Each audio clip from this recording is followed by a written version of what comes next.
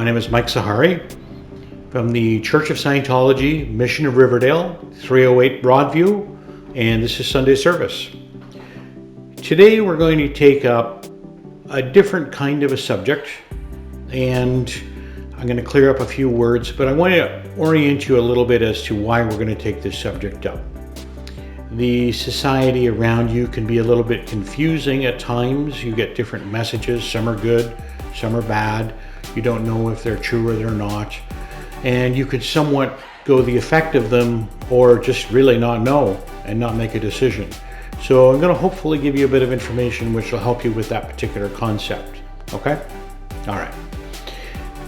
There's a word I want you to understand, and it's to assume or an assumption. Now, what we're referring to here is I'm not talking about making a judgment or trying to figure out an idea based on some fact. That's not what I'm using the word here as. What I'm using this word here is to take on or to own. So if you have a racing car driver and he assumes the role of a racing car driver, he is in control of the car. If he doesn't ever assume the role of the racing car driver, then the car is driving him. He's not driving the car.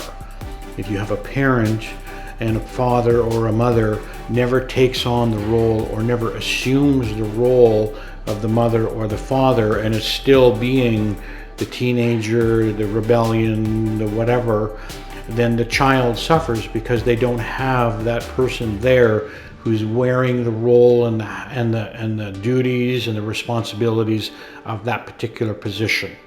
Okay, so that's an assumption or to assume, which would be to move over to doing just that. Got it? Okay, so here we go. Granting beingness. This is a sermon on the subject of beingness, by which is meant the assumption or choosing of a category of identity, much like the racing car driver or the parent. Examples of beingness would be one's own name or profession or physical characteristics or one's role in a game.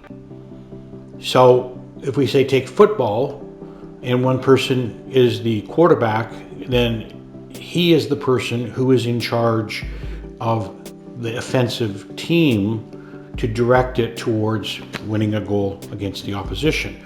But he has to be willing to take on that responsibility. He has to wear that beingness. He has to take it in, and he has to willingly be that thing before he will be successful at that thing. Okay? I'll carry on. In essence, all other things are symptoms of beingness. Now, symptoms of beingness. So if we have, let's take the race car driver. So if he's not quite being the race car driver and the car really is a controlling of things and he's not assuming the responsibility of the race car driver and the car does something, then he can get mad at the car, mad at other drivers, mad at the track, mad at the officials. Whereas if he was assuming the responsibility of the race car driver, all of these things would be under his control because he would be willingly in control, and they would just be variations of a theme on the game, and he would roll with them and he would continue forward on the game rather than fighting against other points of control, which are really he's assigned them because he didn't take on the control point or the beingness. Oh, does that make sense to you? Okay. And life itself consists of whether or not one wants other things to be or other things want him to be. That itself establishes the game. So you could have a child who is a child, and if you were to grant beingness to the child as a child and validate all of the improvements, all of the gains, and all of the awarenesses and everything that the child has and does, then the child will blossom. But if you're forever trying to assume that that isn't a child, but should really know better and should have manners already and should just know, and the child doesn't yet, it's going to be a miserable childhood, because you're not granting the beingness to the child of being the child, and the child learning to be something new and better. Now, when they do learn something new and better, you'd better be willing to grant beingness to that too. They can now ride a bike. Okay. So grant beingness to the fact that they can now ride the bike. And don't go back to, well, they fell off a bike once, therefore they will always fall off of bikes. And oh my God, what if they fell off a bike? And it just gets crazy. So things move forward, grant beingness as the things move forward, and then they will in turn grant beingness back to you. It just makes life much more easy to live. So you can also have a situation, unfortunately, of where, say, you take a group of kids in a playground and the teacher comes along and says, okay, Billy, you're in charge. And Billy doesn't want to be in charge. He does not want to be in charge. He's never been in charge. Being in charge is something that's way out of his ability or a comfort zone, and he's now being made in charge. Now, it's very hard for him to assume the beingness of being in charge because it was enforced, first off, and it's outside of his comfort zone, call it that. Okay? That is going to be one miserable game for him and the people that he's supposed to be in charge of, because he's not ever going to be in charge. Teacher's going to get mad at him because the teacher didn't observe what it is that's going on with the child. So that's a different flavor to the same sort of a thing. You can do it yourself or you can have it forced on you. And to the degree that you take on the role of something, if you're the manager of a company, then be the manager of the company and realize that you have to manage other people. You are no longer on the production line. You are no longer the salesman. You are no longer the this or the that. You're the person who establishes the direction and the control and the targets and the achievements and the rewards and all of the rest of it for that group. And as long as you're doing that, the group does well because you've given it life. Okay? I'm going to carry on. By granting beingness to something, one has to that degree given it life. The finest thing a being can do is to grant life and beingness. Now, this is not something like, a Harry Potter wizard sort of thing of like, you grant life like that. That's not what we're talking about.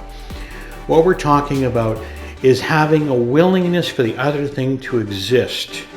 You are contributing to the effort that the other individual is already trying to do. So the other person is trying to be or do or something or have something, and you are willing to have it, and you're willing to contribute to that effort that the other individual is doing. And to that degree, between you and that other person, they're stronger and they now have more confidence. You've granted it life. Okay? Different sort of concept, but that's what you're doing. And the worst thing he can do is to set it up as otherness, something being different, and combat it. So you take a discussion or you take an argument going on, two people, and you come into the situation and you go, okay, husband and wife, they're arguing. Well, obviously she's right and he's wrong. You have no data. You have no information. You've already made an assumption, different kind of an assumption, different kind of a guess or realization, whatever. And you've assigned titles without anything to back it up. Now, you being able to handle that particular argument or calm it down and bring them to an understanding is going to be very, very difficult.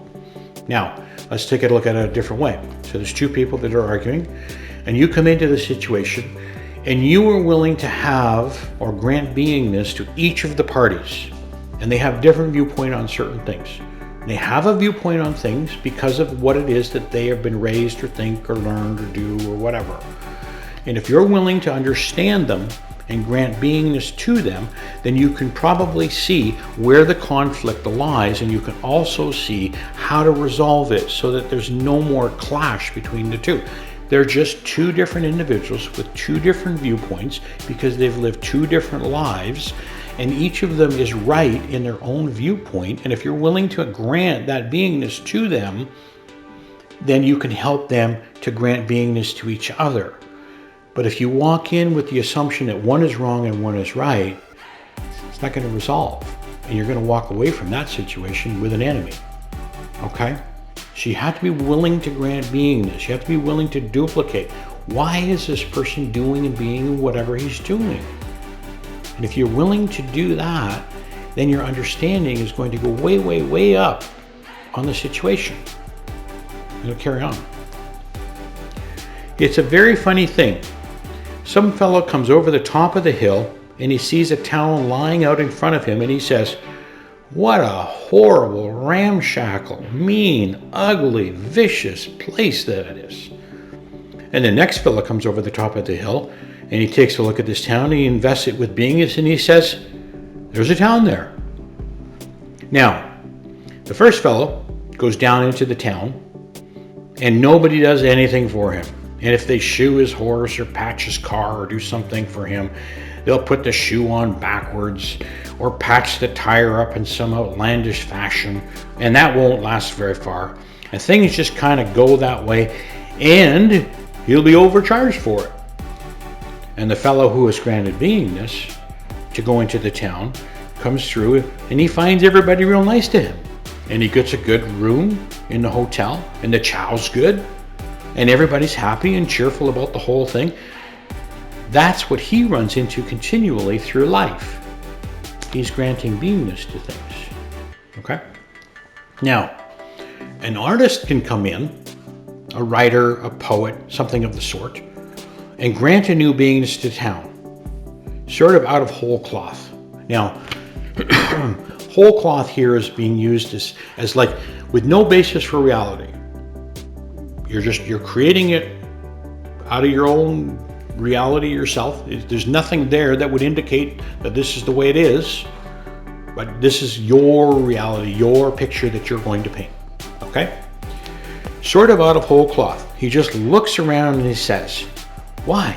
You have a beautiful town here." And he tells the people all about it. They've never granted it any beingness at all. They're so busy trying to keep each other from eating each other up, they've never noticed this. But this is something they can agree upon. This town. And the town comes to life. Just to that degree. It is alive then. This is a capability which any human being has. And it's easy to release this. It's not a God-given, untapped talent, one that an individual is unable to assume. You have this ability. You can be the source point for the environment that you're in. If you paint a dark picture, whether you're realizing it or not, it will be a dark picture. If you only look for darkness, you will find darkness. If you only look for light, you will find light. If you look for kindness, kindness is there. So you put it out. And you can create the environment. You're granting it beingness, good or bad. Good or bad, it's an ability. So it might as well be good. You are here, you are alive. When you were small, you granted beingness to your dog, your wagon, a doll. In other words, you brought them to life. These things came alive. And to this day, you grant beingness to a car, a favorite book, possessions. And sometimes you have perhaps even run into this. You have been wearing certain clothes when an unpleasant experience occurred, and the next day, and maybe for 3 or 4 days afterwards, you didn't care to wear that suit, or you didn't care to wear that dress, and put that aside. That's because you imbued it with a certain beingness. One is really as alive as he himself is perfectly willing to grant beingness. Can grant beingness and is willing to have others grant beingness. That's how alive he is. He is no more alive than that. Now you could assume a responsibility and something like that, or have an ability, and people validate you or acknowledge that you have that and then refuse to have it. Well, that would be just as bad as not granting beingness, because now people are trying to grant you beingness, trying to put you in charge, build you up as the person who is a this or who is a that, you know. And like take an artist. So an artist draws something and it's beautiful, but he just drew something. And somebody else comes along and says, my God, that's gorgeous. You've captured it. You've got it. Well, you know, I was just tooling around. It's just, you didn't have the validation. You didn't have the beingness. If he would just have it and go, yeah, that's pretty good. I did pretty good on that one. Want to see another one? And then go off and do another one, right? But he would be the person that he is at that particular point. If you can't look in the mirror and like what you see, you're in trouble. It's you. You better grant you beingness, you know? It's like, I don't know, you know, it's like if you start granting beingness to earrings or eyeshadow or haircuts or mustache and that's you, you're sort of missing the whole picture. This picture is you. You have to grant beingness to you. Anyway, I'm going to carry on. All right. And no artificial stimulant or love affair or anything else can present to an individual this level and characteristic of existence, because that is life itself. One cannot become able in life by fearing to live it. Interesting. You got to live life. Never. And he can't be himself without being willing to grant beingness, because he's the only one who can grant beingness to himself, which is what I mentioned earlier when you look in the mirror. You can grant beingness to other things, but what about granting beingness to yourself? You have abilities, you have talents, you have whatever you have. You know, grant beingness to whatever it is that you have, and you'll be better for it. Carrying on. Now, you take Shakespeare's quotation in Hamlet, to be or not to be. That's what man is fixed on, to be or not to be. That's not the question. That isn't the question. To grant beingness or not grant beingness is the question he is hung up on all the days of his years. All right? Hope that helped you. Now, this particular article, sermon, comes from a book called A New Slant on Life. You can check it out. Mr. Hubbard wrote this some years ago, and it's as valid then as it is today, or as valid today as it was then, and it'll probably be valid to the end of time. All right. I want to thank you for coming to Sunday service. I want to thank you for giving me the opportunity to give you this particular sermon. Have a very good day.